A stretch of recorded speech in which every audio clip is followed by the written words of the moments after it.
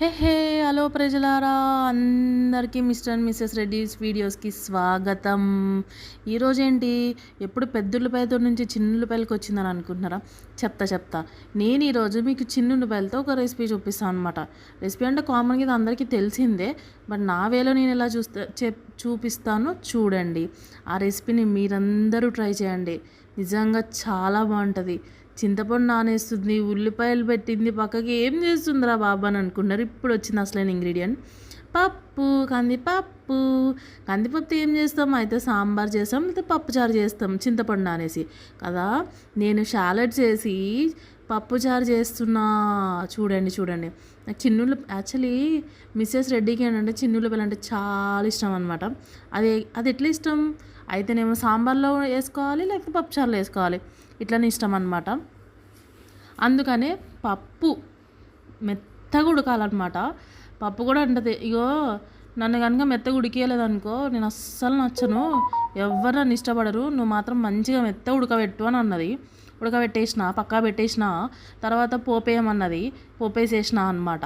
పోపేసేసిన తర్వాత ఈలో మిస్టర్ రెడ్డి కోసము కొంచెము ఎల్లుల్లిపాయలు కొంచెం ఎక్కువ దంచు, ఆయనకి చాలా ఇష్టం కదా అని అన్నది పప్పు. సర్లే అని చెప్పి కొంచెం వెల్లుల్లిపాయలు కొంచెం పోపేసేసి అందులోనే ఈ షాలెట్స్ ఏవైతే ఉన్నాయో అవి కూడా వేసేసి మంచిగా సాట్ చేయమని చెప్పింది. తర్వాత 1-2 గ్రీన్ చిల్లీస్ వేసేసి కొంచెం పసుపు వేసేసేసి తర్వాత ఒక టమాటా వేసేసేసి తర్వాత దాన్ని కూడా కొంచెం మెత్తగా అయ్యి కొంచెం సాట్ చేయని చెప్పింది. సర్లే చేద్దాం నేను చేసేస్తాను. తర్వాత అసలైన ఇంగ్రీడియంట్ ఏమొచ్చింది అంటే కొంచెం మెత్తబడాలి, అప్పుడు వచ్చింది చింతపండు పులుపు. ఆ పులుపుని తీసి అందులో ఆ చింతపండు వాటర్ పోయి అని చెప్పన్నదనమాట. అప్పుడు వస్తుంది చూడు మజా అని చెప్పి పప్పు చెప్తుంది.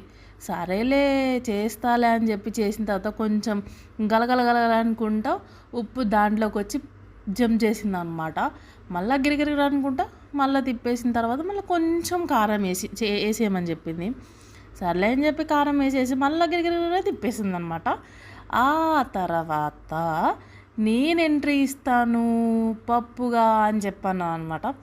అప్పుడు వచ్చింది పప్పు ఎంట్రీతో. ఇప్పుడు ఉంటుంది చూడండి స్మెల్, ఆహా. దాంట్లో కొంచెం సాంబార్ మసాలా వేసి దాన్ని సిమ్లో పెట్టి ఉడకబెడతా ఉండు, అప్పుడు వస్తా చూడు స్మెల్ అని. చివరిలో కూసంత బెల్లం పొడేసి అప్పుడు ఆ టేస్ట్ని తీసుకో అని చెప్పనే. నువ్వు అసలైన ఇంగ్రీడియంట్ మర్చిపోయినావు అని చెప్పనింది. అదేంటి కొత్తిమీర కరేపు, నిజంగానే మర్చిపోయింది.